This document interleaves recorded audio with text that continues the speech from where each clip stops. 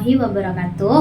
Nama saya Indah Permatasari. Saya dari STQ Palma Sumangkat, PBI 4B. Di sini saya akan mempresentasikan materi saya, yaitu studi kasus kesulitan pemahaman pembelajaran pada siswa dalam faktor internal dan eksternal.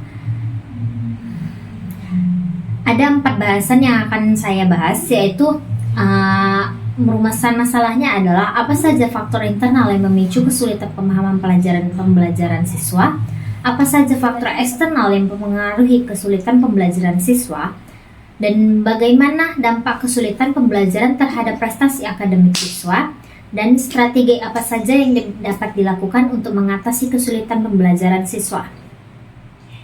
Pertama-tama saya akan menjelaskan konsep dasar kesulitan pembelajaran. Nah, konsep dasar kesulitan pembelajaran ini di mana seorang pelajar yang mengalami gangguan terhadap sesuatu atau banyak hal, ya termasuk dalam tulisan maupun lisan. Gangguan ini berlaku dalam kemampuan mendengar, berpikir, berbicara, membaca, menulis, mengeja, dan menghitung.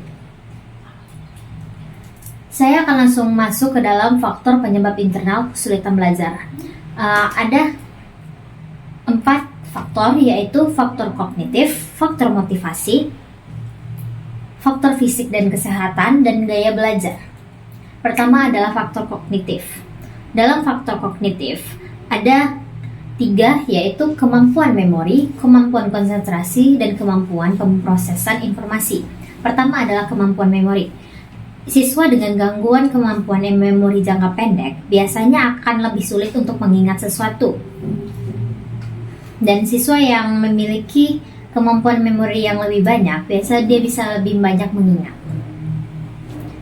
Kedua adalah kemampuan konsentrasi.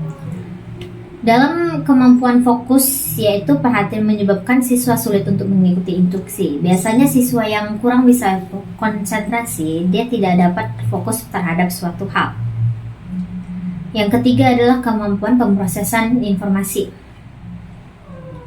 Pelajar dengan kesulitan memproses informasi akan mengalami gangguan dalam menganalisis, mensintesis, serta menilai materi pembelajaran.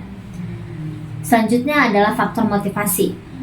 Dalam faktor motivasi ada 3 poin, yaitu kurangnya minat, keyakinan diri yang rendah, serta orientasi tujuan. Pertama adalah kurangnya minat. Pelajar tanpa minat terhadap suatu mata pelajaran cenderung kurang berusaha dan amat menyerah pada saat menghadapi suatu kesulitan. Kedua, keyakinan diri yang rendah. Keyakinan diri yang rendah terhadap kemampuan akademik membuat siswa enggan untuk mengambil tantangan dan lebih mudah putus asa. Ketiga, yaitu orientasi tujuan. Siswa yang hanya mempunyai orientasi nilai atau performance goal telah terlebih dahulu mempunyai orientasi pemahaman, yaitu mastery goal, cenderung mengalami kesulitan belajar dengan jangka panjang. Selanjutnya adalah faktor fisik dan kesehatan. Ada 3 poin dari faktor fisik dan kesehatan. Yang pertama itu adalah sensory disorder. Sensory disorder ini adalah orang dengan gangguan penglihatan atau pendengaran yang tidak dapat mendeteksi atau sulit mendengar ketika mendapat informasi dari guru. Yang kedua adalah neurologis condition. Neurologis condition adalah gangguan neurologis seperti ADHD, disleksia, atau dyscalculia bisa menimbulkan kesulitan akademik yang spesifik. Ketiga adalah general health atau kesehatan yang jahat atau kondisi kesehatan. Kondisi kesehatan yang jahat, kurang gizi, atau kelelahan bisa menurunkan kemampuan konsentrasi dan daya tahan belajar. Selanjutnya adalah gaya belajar. Perbedaan antara gaya belajar murid dengan pengajarannya dapat mengakibatkan murid untuk menerima informasi pembelajaran. Selanjutnya saya akan melanjutkan ke faktor eksternal. Dalam faktor eksternal ada 3 poin, yaitu faktor keluarga, faktor sekolah, dan faktor sosial dan budaya. Pertama adalah faktor keluarga. Dalam faktor keluarga itu ada 3 poin, yaitu status sosial ekonomi. Status sosial ekonomi,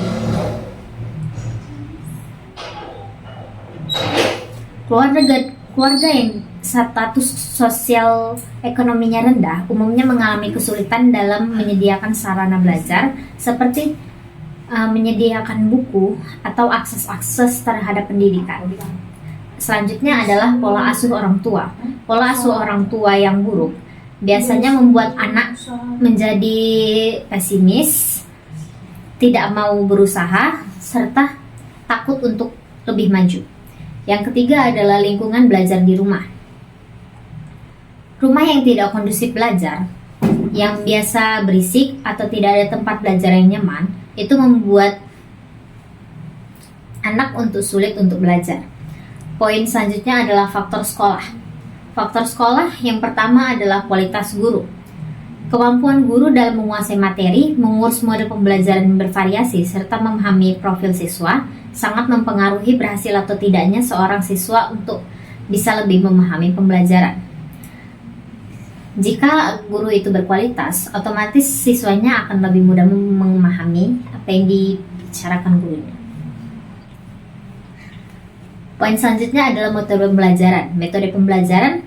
Metode pembelajaran yang monoton, tidak sesuai dengan gaya belajar ataupun terlalu berpusat pada guru, biasanya dapat mengurangi efektivitas atau partisipasi dari siswa.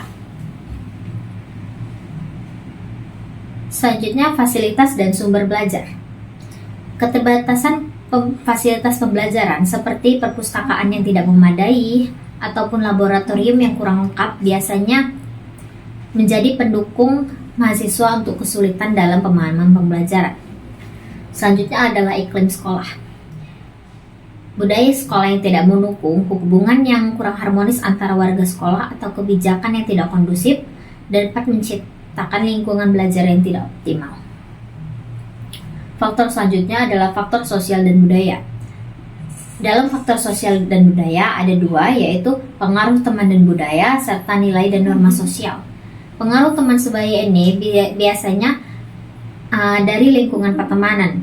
Jikalau teman Anda memiliki teman yang kesulitan belajar, mungkin anak kita juga akan terikut atau sebaliknya.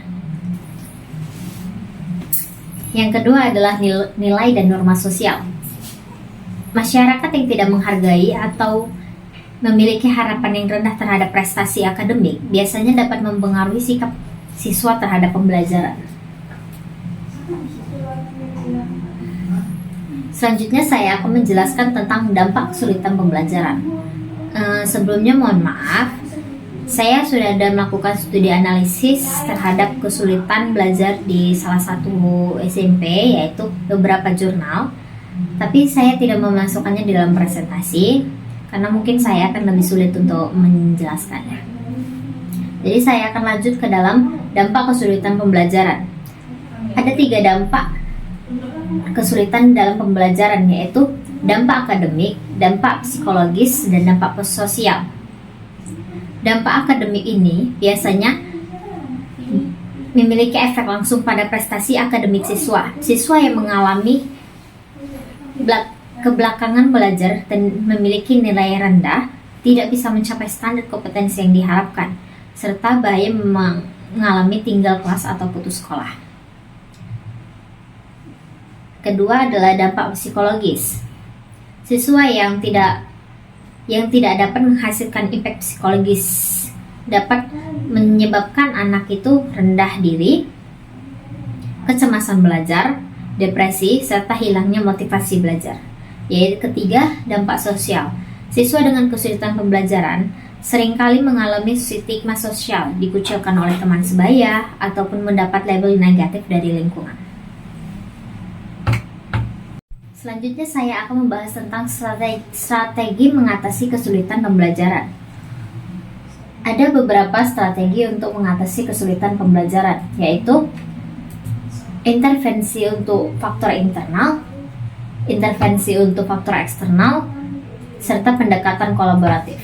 Yang pertama, intervensi untuk faktor internal.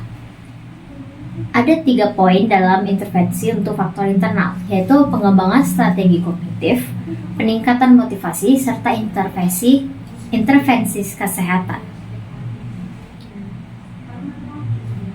Yang pertama adalah pengembangan strategi kognitif. siswa perlu dilengkapi dengan beberapa strategi belajar efektif, yaitu teknik setidaknya mencatat, pemetaan konsep, serta strategi untuk mengingat. Pelatihan metakognisi perlu diberikan untuk mengajar siswa cara belajar yang paling efektif bagi mereka.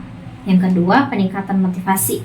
Guru dapat mengeksekusi beberapa strategi untuk meningkatkan motivasi siswa, yaitu memberikan pekerjaan yang menantang tapi masih bisa dicapai, memberikan umpan balik konstruktif, memberikan pujian, atau membentuk lingkungan belajar yang suportif. Yang ketiga, intervensi kesehatan.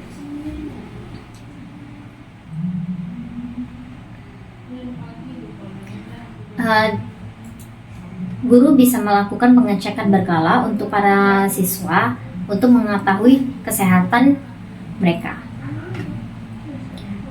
Yang kedua adalah intervensi untuk faktor eksternal. Ada 2 poin, yaitu pelibatan orang tua serta peningkatan kualitas pembelajaran. Yang pertama adalah pelibatan orang tua.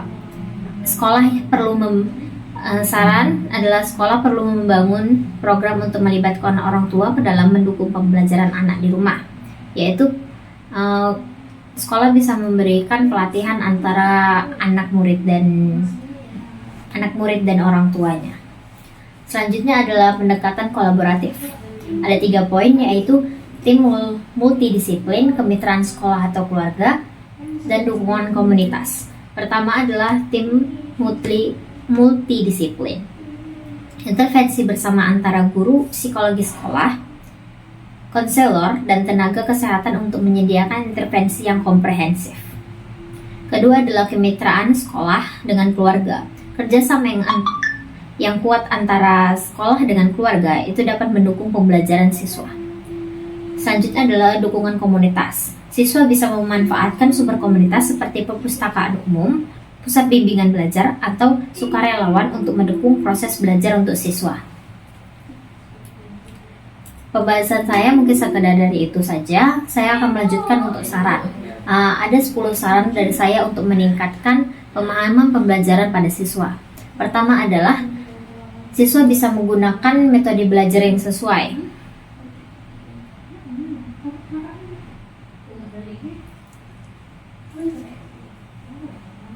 Selanjutnya, siswa bisa membuat ringkasan serta catatan. Siswa bisa menerapkan pembelajaran aktif. Siswa bisa memanfaatkan sumber belajar yang variatif. Siswa harus dapat mengelola waktu belajar dengan baik. Sekolah bisa menciptakan lingkungan belajar yang kondusif. Guru bisa menggunakan teknik tanya jawab. Guru bisa melakukan latihan yang berkala serta repetisi. Guru bisa selalu menjaga motivasi siswa dan konsistensi, serta orang tua murid serta sekolah bisa memanfaatkan teknologi pendidikan. Mungkin sekian saja dari saya tentang materi saya, yaitu studi kasus kesulitan pemahaman pembelajaran pada siswa dalam faktor internal dan eksternal. Sekian dari saya ucapkan assalamualaikum warahmatullahi wabarakatuh. Terima kasih.